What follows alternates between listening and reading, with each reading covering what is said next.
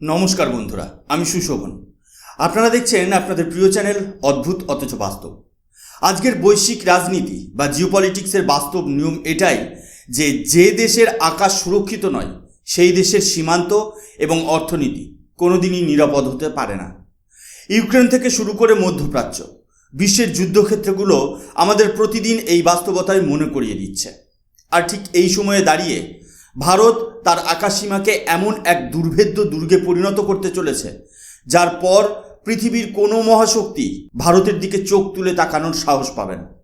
ভারত সরকার এবং আমাদের বিজ্ঞানীরা এক নিঃশব্দ বিপ্লবের সূচনা করেছেন, যা এশিয়ার সামরিক ভারসাম্যকে চিরতরে বদলে দেবে। কিন্তু ঠিক কী ঘটতে চলেছে ভারতের প্রতিরক্ষা ব্যবস্থায়? কেন বিশ্বের বড় বড় ডিফেন্স অ্যানালিস্টরা এখন ভারতের দিকে নজর রাখছেন?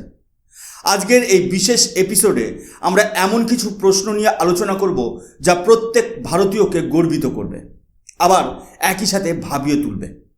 ভারত কি সত্যিই রাশিয়ার তৈরি পৃথিবীর অন্যতম সেরা S-400 এয়ার ডিফেন্স সিস্টেমের ওপর থেকে তার নির্ভরতা চিরতরে শেষ করতে চলেছে?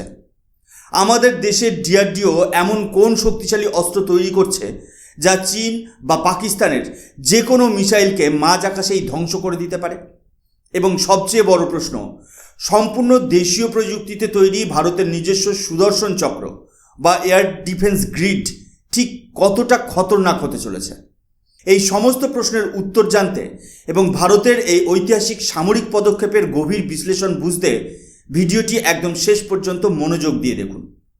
বন্ধুরা, এবার সরাসরি আসা যাক আসল খবরে। ভারতের ডিফেন্স সেক্টর থেকে এই মুহূর্তের সবচেয়ে বড় খবর এবং সবচেয়ে ঐতিহাসিক ব্রেকিং নিউজ সামনে আসছে। ভারত তার নিজস্ব super advanced air defence project অর্থাৎ প্রজেক্ট কুশার কাজ রকেট গতিতে এগিয়ে নিয়ে চলেছে। Defence research and development organisation বা DRDO ভারতের ইতিহাসে সবচেয়ে দীর্ঘ পাল্লার বা লংগেস্ট রেঞ্জ ইন্টারসেপ্টার মিসাইল, যার নাম M3 ইন্টারসেপ্টার মিসাইল, সেটি তৈরির কাজ অফিসিয়ালি এবং প্র্যাকটিক্যালি শুরু করে দিয়েছে। এটি কোনো সাধারণ মিসাইল নয়, এটি 400 কিলোমিটার দূরের শত্রুকে নিখুঁতভাবে টার্গেট করতে পারে। আপনারা এখন স্ক্রিনে যে নিউজ আর্টিকেলের হেডলাইনটি দেখতে পাচ্ছেন, এখানে পরিষ্কার ভাষায় লেখা রয়েছে project Kusha, India's 400 km made in India missile shield to counter China and Pakistan. অর্থাৎ ভারত আর শুধু অন্য দেশের প্রযুক্তির উপর ভরসা করে বসে নেই। DRDO এখন এই M3 ইন্টারসেপ্টার মিসাইলের ফ্লাইট ট্রায়াল বা পরীক্ষামূলক উৎক্ষেপণের আগের ধাপের কাজ শুরু করে দিয়েছে। এর জন্য প্রয়োজনীয় কাঁচামাল এবং বিশেষ ধরনের ক্যানিস্টার তৈরি করার জন্য অফিসিয়াল টেন্ডার বা রিকোয়েস্ট ফর প্রপোজাল জারি হয়ে গেছে। এই খবরটি ভারতের প্রতিরক্ষা ইতিহাসে একটা মস্ত বড় মাইল ফলক। কারণ সাধারণত কোনো বড় সামরিক প্রজেক্ট বছরের পর বছর ধরে শুধু কাগজ কলমে আটকে থাকে, কিন্তু বর্তমান ভারত সরকারের কড়া নির্দেশ এবং আমাদের বিজ্ঞানীদের দিনরাত পরিশ্রমের ফলে প্রজেক্ট কুশার ডিজাইন ফেজ থেকে সরাসরি ম্যানুফ্যাকচারিং বা তৈরির ফেজে প্রবেশ করেছে। আজ থেকে মাত্র কয়েক মাস আগেই এই প্রজেক্টের প্রথম মিসাইল অর্থাৎ M1 মিসাইলের একটি গোপন পরীক্ষা সফলভাবে সম্পন্ন করেছে DRDO, যা প্রমাণ করে যে ভারত এই বিষয়ে 1 সেকেন্ড সময় নষ্ট করতে রাজি নয়। এখন আপনাদের মনে প্রশ্ন আসতেই পারে, এই প্রজেক্ট কুশা আসলে কি এবং এর ভেতরে কী এমন প্রযুক্তি আছে যা একে এতটা স্পেশাল করে তোলে? চলুন খুব সহজ ভাষায় বিষয়টা বুঝে নেওয়া যাক, যাতে আমাদের সাধারণ দর্শকরাও এটা সহজে বুঝতে পারেন। প্রজেক্ট কুশা হলো ভারতের সম্পূর্ণ নিজস্ব বা ইন্ডিজেনাস এয়ার ডিফেন্স সিস্টেম। সোজা বাংলায় বললে এটি হলো একটি আকাশী ঢাল। শত্রু দেশ যদি ভারতের দিকে কোনো যুদ্ধবিমান, ড্রোন বা মিসাইল ছুঁড়ে মারে, তবে এই সিস্টেমটি স্বয়ংক্রিয়ভাবে তা টের পেয়ে যাবে এবং মাঝ আকাশেই সেটিকে তাড়া করে ধ্বংস করে দেবে। এই পুরো সিস্টেমে মূলত 3 ধরনের মিসাইল ব্যবহার করা হবে, যা শত্রুকে 3টে আলাদা স্তরে গিয়ে আঘাত করবে। প্রথম স্তর হলো M1 মিসাইল। এর রেঞ্জ বা ক্ষমতা হলো 150 কিলোমিটার পর্যন্ত। দ্বিতীয় স্তর হলো M2 মিসাইল। এটি 150 থেকে 300 কিলোমিটার দূরের শত্রুকে খতম করতে পারে। আর তৃতীয় এবং সবচেয়ে বিপজ্জনক স্তর হলো আমাদের আজকের আলোচনার মূল বিষয়, M3 ইন্টারসেপ্টার মিসাইল। এর রেঞ্জ হলো 300 থেকে প্রায় 400 কিলোমিটার। আপনারা এই অফিসিয়াল ডেটায় দেখতে পাচ্ছেন এই M3 ইন্টারসেপ্টার মিসাইলের ক্ষমতা কতটা মারাত্মক। এর গতি হবে প্রায় ম্যাক 5.5, অর্থাৎ শব্দের চেয়েও প্রায় 5.5 গুণ বেশি গতিতে এটি আকাশের দিকে ছুটে যাবে। হাইপারসনিক গতির কাছাকাছি থাকা এই মিসাইলকে পৃথিবীর কোনো রেডার বা জ্যামার আটকাতে পারবে না, এবং এর কিল প্রবাবিলিটি বা শত্রুকে নিখুঁতভাবে ধ্বংস করার ক্ষমতা 80 থেকে 90% বেশি। অর্থাৎ একবার যদি এই মিসাইল লঞ্চ করা হয় তবে শত্রুর আর রক্ষে নেই। এটি ফাইটার জেট, ক্রুজ মিসাইল, বড় বড় নজরদারি ড্রোন এবং এমনকি শত্রুর ব্যালিস্টিক মিসাইলকেও আকাশেই গুড়িয়ে দিতে সক্ষম। কিন্তু এই মিসাইলকে সচল রাখার জন্য যে প্রযুক্তিটা সবচেয়ে বেশি দরকার তা হলো একটি বিশেষ পাত্র বা ক্যানিস্টার। আপনারা অনেকে হয়তো ভাবেন যে মিসাইল তো শুধু খোলা গাড়িতে বা লঞ্চারে রাখা থাকে, কিন্তু তা নয়। আধুনিক মিসাইলগুলোকে বছরের পর বছর ধরে অত্যন্ত সুরক্ষিতভাবে একটি টিউবের মধ্যে ভরে রাখা হয়। এই টিউব বা ক্যানিস্টারের কাজ হলো মিসাইলকে প্রচণ্ড গরম, তীব্র ঠান্ডা, বর্ষার আর্দ্রতা এবং যাতায়াতের সময় ঝাঁকুনি থেকে রক্ষা করা।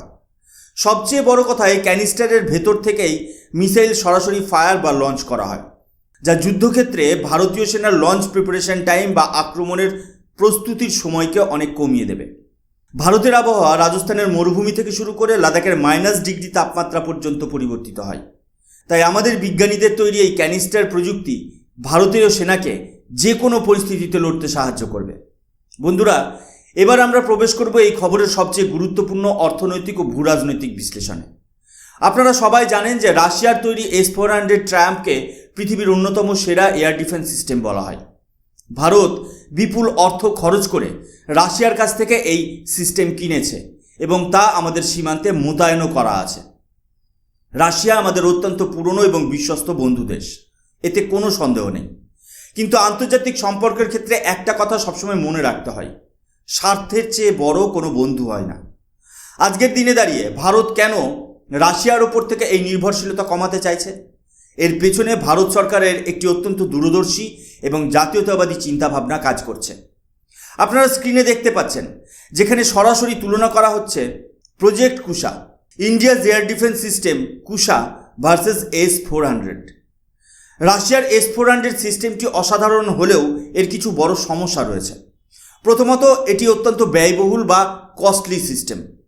একটা পুরো স্কোয়াড্রন কিনতে ভারতকে হাজার হাজার কোটি টাকা খরচ করতে হয়। দ্বিতীয়ত, রাশিয়া নিজেই এখন ইউক্রেন যুদ্ধের মতো বড় সংঘাতে জড়িয়ে রয়েছে, যার ফলে ভারতের কেনা S-400 পার্টস বা মিসাইলের ডেলিভারি পেতে মাঝে মাঝেই দেরি হচ্ছে। আর সবচেয়ে বড় কথা, যদি কোনো যুদ্ধের সময় রাশিয়ার উপর আন্তর্জাতিক নিষেধাজ্ঞা আরও কঠোর হয়, তখন আমাদের দেশের সুরক্ষাকে আমরা অন্য কোনো দেশের ভরসায় ফেলে রাখতে পারি না। ঠিক এই জায়গাতেই ভারত সরকারের আত্মনির্ভর ভারতের নীতি কাজ করছে। যখন আমাদের দেশের তৈরি M3 ইন্টারসেপ্টর মিসাইল পুরোপুরি তৈরি হয়ে যাবে, তখন তার রেঞ্জ সরাসরি রাশিয়ার S-400 সমকক্ষ হবে। এর ফলে ভারতকে আর কোটি কোটি ডলার খরচ করে রাশিয়ার দিকে তাকিয়ে থাকতে হবে না। আমাদের নিজেদের টাকা আমাদের দেশের অর্থনীতিতেই থাকবে, দেশের বিজ্ঞানীদের কর্মসংস্থান হবে এবং সবচেয়ে বড় কথা, এই সিস্টেমের সম্পূর্ণ নিয়ন্ত্রণ বা স্ট্র্যাটেজিক অটোনমি থাকবে একমাত্র ভারতের হাতে।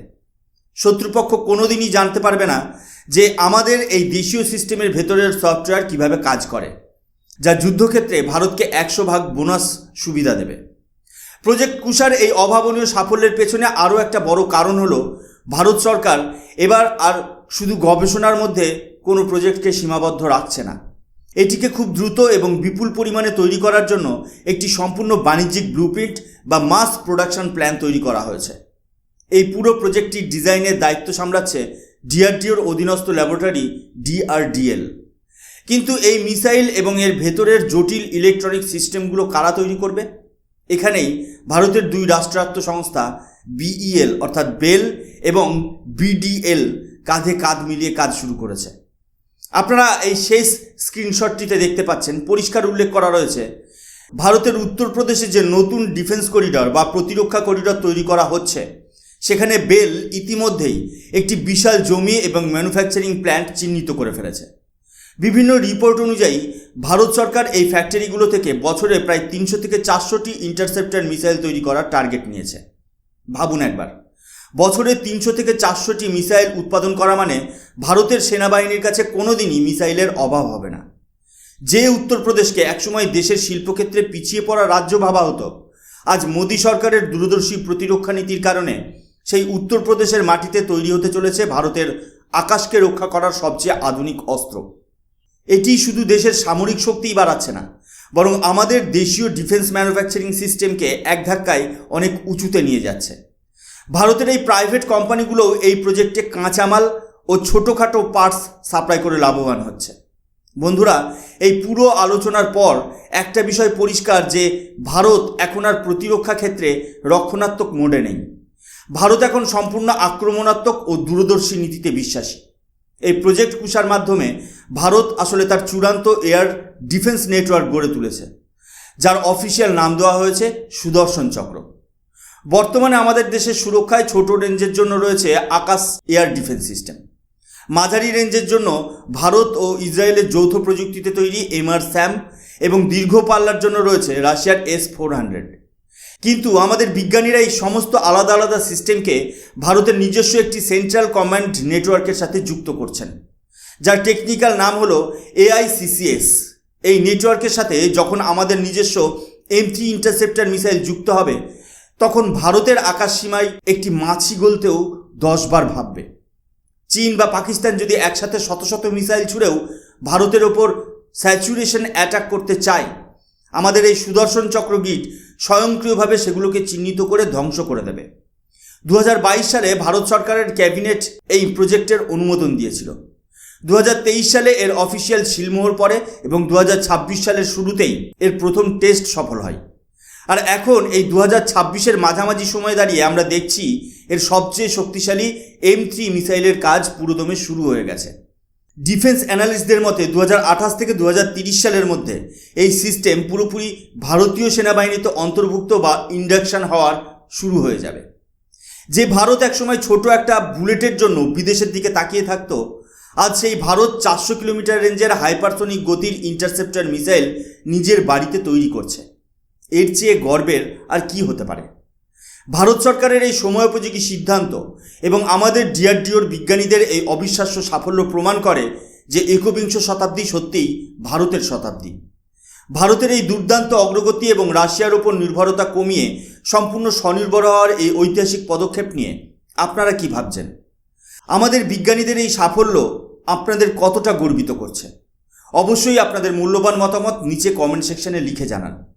ভিডিওটি ভালো লাগলে লাইক করুন এবং আপনাদের বন্ধুদের সাথে শেয়ার করে ভারতের এই গর্বের খবর সবার কাছে পৌঁছে দিন। আর হ্যাঁ, আমাদের চ্যানেল অদ্ভুত অথচ বাস্তবকে সাবস্ক্রাইব করতে ভুলবেন না। আমি সুশোভন, আজ এখানেই শেষ করছি। দেখা হবে পরের ভিডিওতে।